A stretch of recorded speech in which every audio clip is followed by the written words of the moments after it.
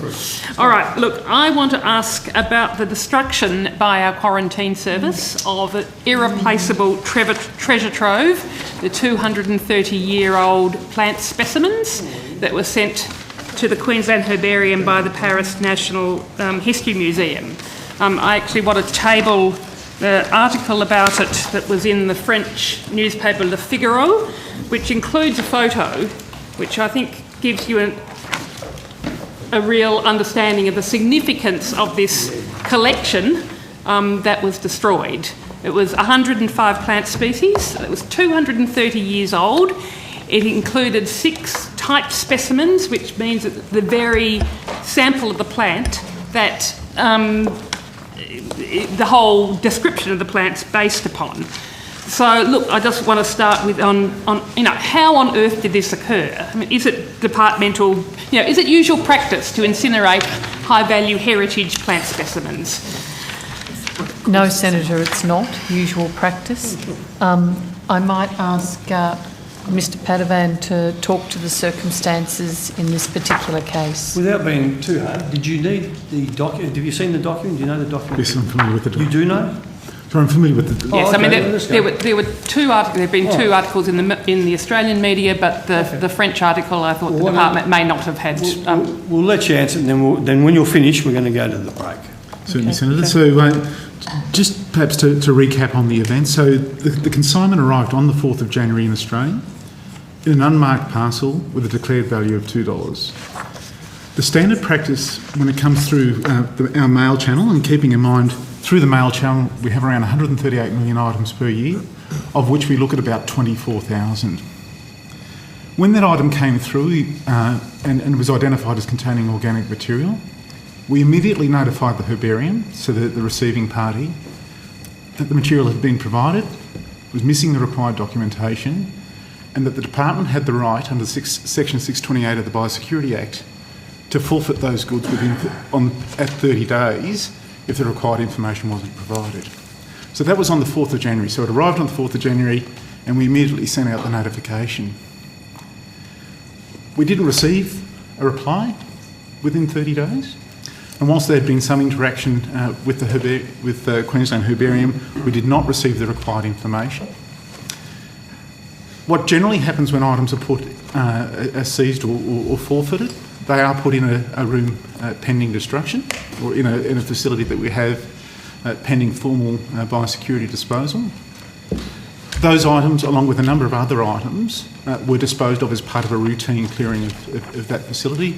And I think that destruction took place some 76 days after the goods had arrived. That said, it is deeply regrettable. Massively damaging to our Australian science. Okay. Yeah. Sorry.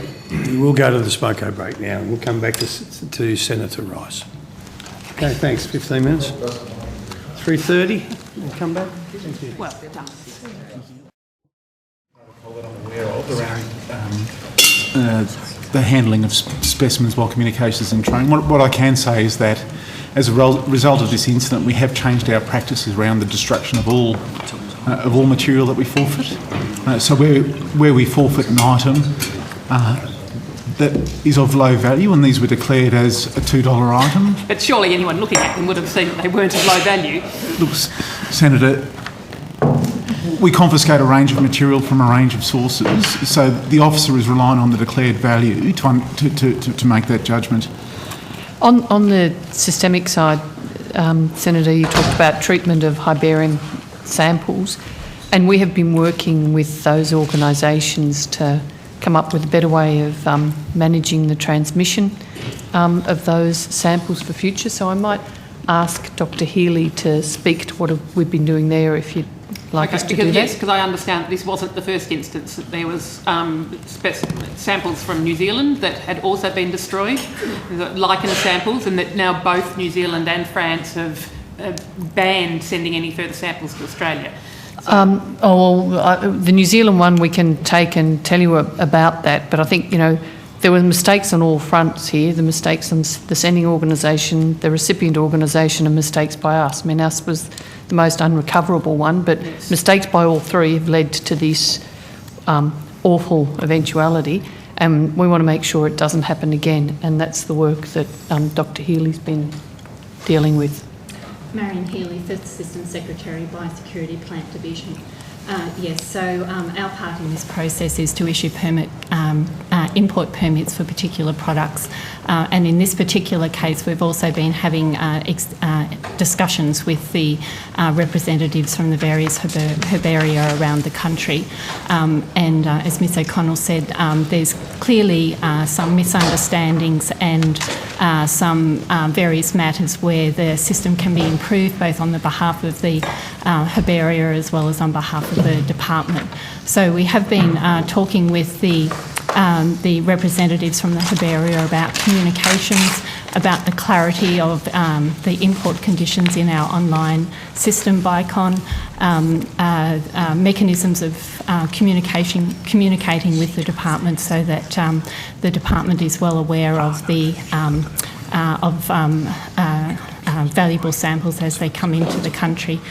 So this will be an ongoing process over the next little while. So can you guarantee that this type of instance is never going to happen again? Of course, there's a large number of items that come through the system, so I think we're of the order of 138 million mail items. So it is really important that the herbarium and the various herbaria around the world, as well as our local authorities, understand what the process is, and equally important that the department is well aware of the valuable nature of these specimens. And is there going to be any action taken to recompense or to make up for the loss, the irreplaceable loss of these specimens? Well, Senator, we agree it's an irreplaceable loss. We do. Yeah, so is there any recompense, anything that's, or is it just, oh dear, it happened, how unfortunate, which I think is appalling. Yeah, I was going to say, Senator Rice, am I detecting from the tone of your responses that you're suggesting that it's entirely the fault of Australia as opposed to any responsibility? Excuse me, can I finish my question to you? Or the responsibility should be shared between those that sent the sample and the manner in which it was sent. So there was clearly fault on all sides, right, but as Ms O'Connell said, it was the irreplaceable, it was the fact that the samples were actually destroyed by our quarantine service that ends up being the most significant fault. I mean, you can say that yes, the French senders of it shouldn't have said it was only worth $2, and you can say that the Queensland Herbarium should have been more vigilant in tracking down their samples, but it wasn't sort of so irretrievable as the action that the quarantine service took. Hindsight's a wonderful thing, Senator Rice. I think the essential thing, the important thing is to make sure it doesn't happen again. As you've correctly said, this was an irreplaceable thing, so there's nothing to be done to retrieve the situation, but it's very, very important it never happens again. And that's the work that Dr. Healy outlined to make sure that everybody who's got a part to play in this, the sender, the intended recipient and ourselves, make sure that this doesn't happen again. So in those... We can't guarantee that things won't be sent incorrectly. We can't guarantee, all the other aspects that went wrong. They're outside of our remit, if you like, to manage. But we are taking the lead to try to make sure that everybody understands what needs to be done, how it can be done, how these things can be transmitted safely so that this doesn't happen again. So are you undertaking further training, or what work is being undertaken at quarantine's end? So I think the first step, Senator, is the work, first of all, about how it's being sent, in terms of the work with the various herbaria managers. Herbaria, I think herbaria is the plural, managers. So if I ask Dr. Healy to speak to that first. Again, it's very important that the managers of the various herbaria do seek an import permit and do use the import permit. The reason for asking that an import permit process is utilised is that so that we can look at the species that are being sent to determine whether there's likely to be any biosecurity risk, and if there is, how that might be dealt with. So that's the first step, is that the assessment of the samples is undertaken and an appropriate import permit is issued.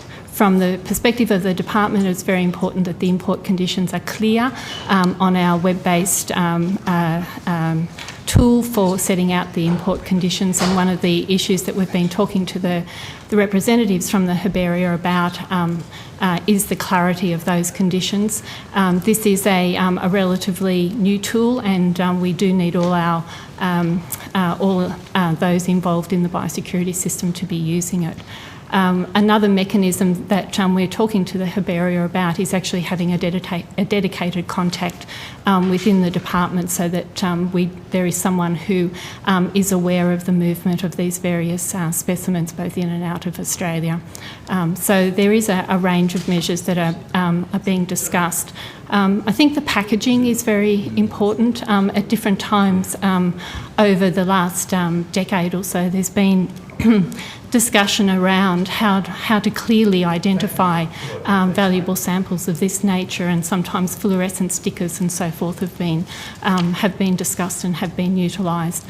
So it's issues of that nature and remedies of that nature that we're discussing with the representatives. That still sounds, yes, I think they are all good things, and you'll probably, having put them into place, have a situation where 99% of samples will be sent in a more identifiable manner and being properly, labelled, etc. But what I hear from that is that if you had another sample like this that came in like this, you couldn't guarantee that it wouldn't be destroyed. Senator, if I could just add to Ms. comment, there's the work at the front end in terms of engaging with the herbaria community in terms of how that process might work better. If something were to arrive from this day forward, or since we put the revised procedures in place, if something were to arrive tomorrow that didn't have the proper permit, wasn't properly labelled, was listed as having no value, as was the case with the New Zealand consignment, the processes we have now would prevent or seek to prevent the destruction of those without going through quite a number of checks and balances. So can you talk me through those checks and balances then? So Senator, the process as it now is, or the revised process that we've put in place, means that when the forfeited goods are placed in the room where we hold forfeited goods pending destruction, it will be clearly identified as awaiting further correspondence, and there will be certain requirements placed around those that need to then be signed off at a senior level before anything is done to those. So if something was awaiting further correspondence, it wouldn't be destroyed unless it was signed off at a senior level? Under the new processes, Senator, that's correct. Right. Is there in the media coverage of this, there is a comment that was made that most of the herbarium actually have quarantine status. So how does that interplay with the processes that you undertake? So it is possible for the herbaria themselves to be recognised as approved arrangements, which means that the herbarium enters into a formal arrangement with the department and undertakes to conduct certain biosecurity actions that have been agreed with the department. So that presents another option for the various museums and the herbaria. Mm. Has the department apologised to the French government? Do you want to talk about the discussions with France? I understand there's a meeting in Paris on the 28th, I think, or something. 29th of May between the Australian Embassy and the French authorities. And is there an intention to apologise for the destruction? I mean, at the end of the day, it was our government that burnt these samples. Despite everything that went on, that was what happened, and has caused huge damage to the science here in Australia. Senator, we acknowledge our mistakes in this. We do. The mistakes, though, were on 3 different levels, and there were gaps in all 3 areas that has resulted in this. And we we acknowledge our error in the destruction of the samples. We also, acknowledge that the samples shouldn't have arrived in that manner, and so had to be dealt with in that way. And I think it's important. Here, what the Senator's asking, and that is, have you, we hear that you've acknowledged the apology, but have you apologised? There's a meeting with So that's no. embassy officials and the French. That was going to be, I think, last week. It was moved. I can't say what's going to happen in that meeting. That's happening next week. No apology as yet, but you are hoping that once that meeting occurs, that there will be an apology. Well, is that what that meeting and discussion needs to occur. That's part of the process. And is there any other actions that you're planning on taking to repair the damage that has been done to the relationship between the French scientific community and the Australian scientific community? I think that will depend a little bit, what the next steps might be will depend a little bit on the outcomes of the meeting that we held in Paris on the 28th. I think too, Senator, the important thing here, which I think everybody involved in this wants to have happen, is that this circumstance doesn't happen again. That when samples of such importance are sent, that they're sent so that they can be received safely, and that they're dealt with properly. Yes. That's fundamentally important, including by us. I'm not excluding us, but and they don't get destroyed, when things haven't been done according to the ways that they should be done. Yes. One would assume there will be an apology on both sides if there's going to be an apology. I mean, if an Australian entity sent a product of this nature to France and identified it as having a value of $2 and described it as it was described coming in here, given the fact that France doesn't have anywhere near the biosecurity risk status that Australia has, I venture the opinion, having done some business with the French, that they wouldn't be all that anxious to be apologising to us. So no, the question is, would they have destroyed those samples? Well, we don't know. It's a hypothetical. It is. I think that's the point I'm getting at. Anything more on the thing? I'll get on to peanuts if I can. Okay. No. Thank you for that.